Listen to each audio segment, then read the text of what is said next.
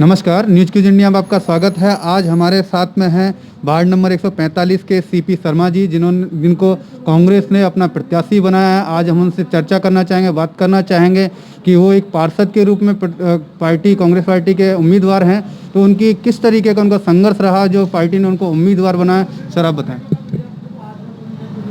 सबसे पहले मैं सब नमस्कार नमस्कार। मैं सीपी शर्मा, वार्ड संख्या 145 जयपुर नगर निगम गेटर से मैं प्रत्याशी हूँ कांग्रेस का। और राजस्थान की राजनीति के अंदर ये कांग्रेस का जो बदलाव दिखा आप सब लोग को, संगठन के मेरे जैसे कम से कम 100 नौजवानों को पार्टी ने इस बार बहुत मजबूती से अपना प्रत्याशी बनाया है। और उन्होंने यही सोचकर प्रत्याशी बनाया है कि जो हम लोगों ने संगठन में जो काम और सेवा दी थी, हम लोगों ने जिला कांग्रेस कमेटी, तो युवा कांग्रेस कमेटी में, इसके अलावा प्रदेश कांग्रेस कमेटी में जब जब भी चुनाव हुए, उनमें चाहे विधानसभा चुनाव थे चाहे लोकसभा चुनाव थे, उनके अंदर हमने हमारे बैठकर खूब वर्क किए, पार्टी की सेवाएं की।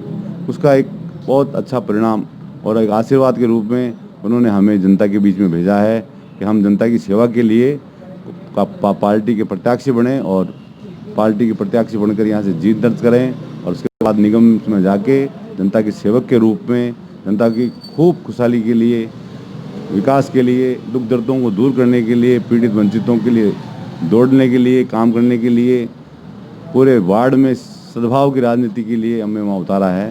और मुझे आसानीपूर्ण विश्वास है कि इस बार दोनों ही नगर निगमों में, जयपुर के दोनों नगर निगमों में कांग्रेस भारी मतों से लगभग 60% सीटों पर विजय होंगी। कम से कम बहुत अच्छे मार्जिन से कांग्रेस जीतेगी।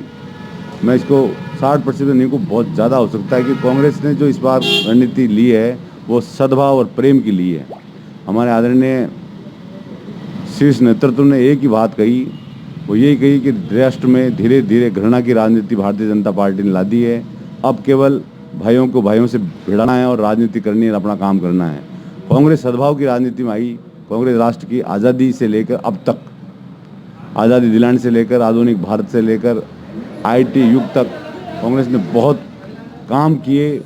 लोगों के बीच में जा के लोगों के बीच में रह के ज़मीनी सच्चाई लेके उनके दुख दर्द और संज्ञान लिए।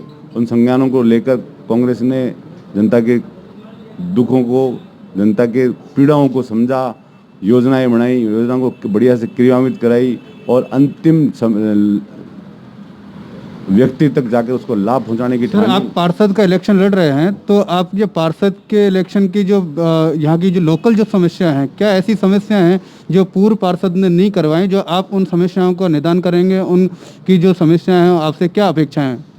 जी देखिए, मेरा एक ही कार्यक्रम मैंने अपने हाथ में ले रखा है। मेरे मन में एक संकल्प है कि जिस वार्ड का मैं पार्षद प्रत्याशी हूँ, जिस वार्ड का जनता जनार्दन मुझे आशीर्वाद देगी, जब मैं विजय होऊंगा, तो उसके बाद में मेरा पहला लक्ष्य ये रहेगा कि इस वार्ड का संतुलित तो विकास हो और जो भी काम मैं हाथ में लूँ, जनता के विश्वास के साथ, जनता की भावनाओं के साथ में, जो मुझे जनता जनार्दन आदेश देगी, जो काम के लिए मैं यहाँ छूटे हुए जो काम हैं उनको समय पाबंदी के साथ पूरा कराऊंगा। तो यहाँ वार्ड की कौन कौन सी समस्याएं ऐसी हैं जो आप पूरा करवाएंगे? देखिए साहब, यहाँ पर जो सबसे बड़ी समस्या ये है कि यहाँ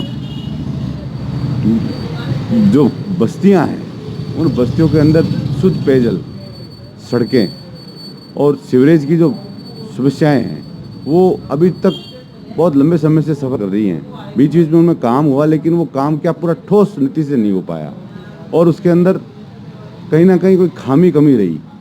निश्चित रूप से मेरा प्रयास रहेगा कि मैं सब उस वार्ड वासियों के साथ बैठ के, विकास समितियों के साथ बैठ के उन समस्याओं का सद्भावपूर्वक किस प्रकार उनका निराकरण किया जाए और समय पाबंदी के साथ किया जाए।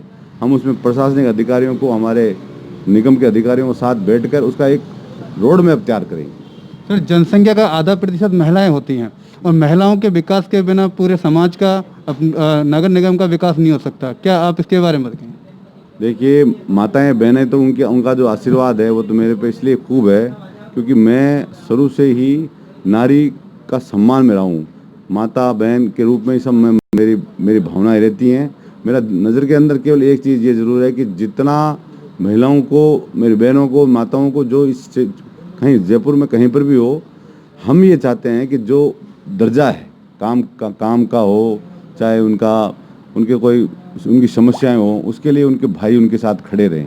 तो उसके लिए तो हमारे मन में हमेशा यही भावना रहती है कि उनकी कोई भी समस्याएं, उनकी सुरक्षाएं, जैसे जिस प्रकार रक्षाबंधन का एक त्यौहार आता है हमारे सद्भाव का, उसमें एक बंधन बनता है। तो मैं भी, मेरे वार्डवासी की जितनी भी माताएं बहनें हैं, उनका मैं एक सुरक्षा की एक बात गारंटी लेता हूँ, कोशिश करूँगा इस प्रकार का यहाँ कोई इस प्रकार का माहौल ऐसा नहीं रहे, और उनके जो अधिकार हैं, उनके जो समस्याएं हैं, उनके लिए उनके जो भी उनकी छोटी मोटी बात है, उनको विचार करके उनका भी समय समय के ऊपर उनका निराकरण किया जाएगा। सर, महिलाएं आज भी सुरक्षित अपने आप को महसूस नहीं करती हैं, तो आप सुरक्षित रहने के लिए वो उनको अपना आप में ऐसा महसूस हो सके कि वो इस वार्ड में, इस जयपुर में वो सुरक्षित हैं, घूम सकें, उसके लिए आपकी कोई योजना है?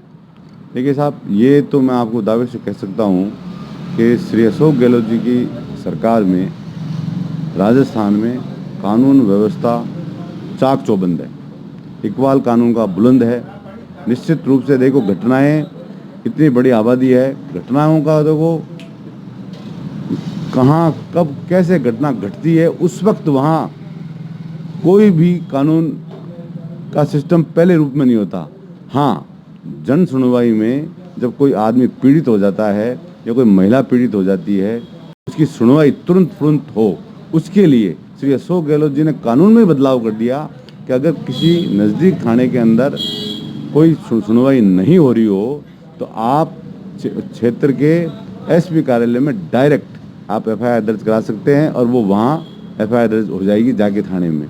तो आप ये देखिए कि आप इसको जब इसमें डेप्थ में जाएंगे, पहले ये हालत हुआ करती थी बीजेपी के शासन में कि वसुंधरा जी के शासन में होता क्या था कि लोगों के जूते गिर जाते थे, वकीलों को लेकर जाना पड़ता था, लड़ाई लड़नी पड़ती थी, रोडों पे लोग उतरते थे, कब जाकर मुकदमे दर्ज होते थे। उन्होंने तो 156 धारा, मैं इस पर वापस कहना चाहूँगा, जो हमारी एक ऐसी धारा का अधिकार है जिसके अंदर हम संज्ञान, मतलब कोर्ट को यह आदेश देने का अधिकार है कि भाई जिस पीड़ित पक्ष का आपने सुनवाई नहीं की है, मैं आपको ये आदेश देता हूँ कि इस पीड़ित पक्ष की ये सुनवाई की जाए और आप इसका निराकरण करें। उस पर भी उन्होंने बैठकर आम सहमति बनाकर विधानसभा में बिना बैठे, मुझे अच्छी तरह याद है, बिना बैठे और सीधा उन्होंने इसका अध्यादेश जारी कर दिया था, जिसका कि पूरे सामाजिक संगठनों ने, कांग्रेस ने, पत्रिका ने, सब जगह इसकी बहुत ज़्यादा भर्त्सना हुई। आखिरकार भारतीय जनता पार्टी की वसुंधरा सरकार को झुकना पड़ा और उन्होंने उस काले कानून को वापस, उस अध्यादेश को वापस लिया। तो मैं ये दावे से कह सकता हूँ कि कानून व्यवस्था के बारे में राजस्थान की स्थिति बहुत अच्छी है, महिलाएं यहाँ सुरक्षित महसूस कर रही हैं, और भी मैं निश्चित रूप से कहता हूँ इसके अंदर और भी जो कदम उठाने जाने चाहिए, जो व्यवस्थाएं होनी चाहिए, उसके लिए भी एक प्रोग्राम तय हो, उसमें भी काम चल रहा है। बहुत आगे बढ़ चुका आईटी का युग है आजकल। तुरंत प्रभाव से महिलाएं सोशल मीडिया के माध्यम से या अपने मोबाइल के माध्यम से तुरंत कोई घटना की सूचना देती है, तो वो इधर चारों तरफ फैल जाती है। उसके बाद उसका संज्ञान लेकर तुरंत प्रभाव से बड़े से बड़ा अपराधी इसमें बच नहीं सकता, ये भी मैं आपको दावे से कह सकता हूँ। लेकिन मैं भी मानता हूँ आबादी के साथ साथ अपराध भी बढ़े हैं, मानना पड़ेगा, स्वीकार भी करना पड़ेगा, उस पर अंकुश भी लग रहा है, और भी बेस्ट से बेस्ट कोशिश रहेगी कि अच्छे से अच्छा शासन और प्रशासन आए और उस पर अंकुश लगे। मुझे लगता है श्री अशोक गहलोत साहब ने इसका भी एक बहुत बड़ा प्रोग्राम बना रखा है। आपको जल्दी ये सच्चाई ज़मीनी नज़र आएगी कि राजस्थान में बहुत शांति और सद्भाव रहेगा और शानदार तरीके से कानून व्यवस्था की पालना की जाएगी, और हम लोग सब सहयोग करेंगे। निश्चित रहे आप, नारी शक्ति की सम्मान और उनके मान के लिए हम अपने आप को पूरा झोंक देंगे और उनको आँच नहीं आने देंगे। सर, आप अपने वार्ड के जो वोटर्स हैं उनके लिए क्या संदेश देना चाहते हैं कि आप अगर जीतते हैं तो आप किस तरीके से और क्या अपील करना चाहते हैं? देखिए, जीत तो जनता जनार्दन की होती है, जीत तो जनता जनार्दन की ही होगी। कांग्रेस प्रत्याशी के रूप में मुझे सफलता मिलती है, विजयश्री मिलती है, तो निश्चित रूप से मैं उनका ऋणी रहूँगा, आभारी रहूँगा, ज़िंदगी भर के लिए रहूँगा। 5 साल का शासन है, 5 साल का शासन मिलता है इसमें, लेकिन मैं ज़िंदगी भर के लिए ऋणी रहूँगा। जिस क्षेत्र से मैं चुना जाऊँगा, पहली बार जब मैं निगम में जाऊँगा, इस अपेक्षा से जाऊँगा कि जिन्होंने मुझे चुन के यहाँ भेजा है, उनके दुखड़े, उनके लिए न्याय की बात कहीं पर भी मुझे करनी पड़े, कहीं भी मुझे जाना पड़े, किस हिस्से में जाना पड़े तो मैं जाऊंगा।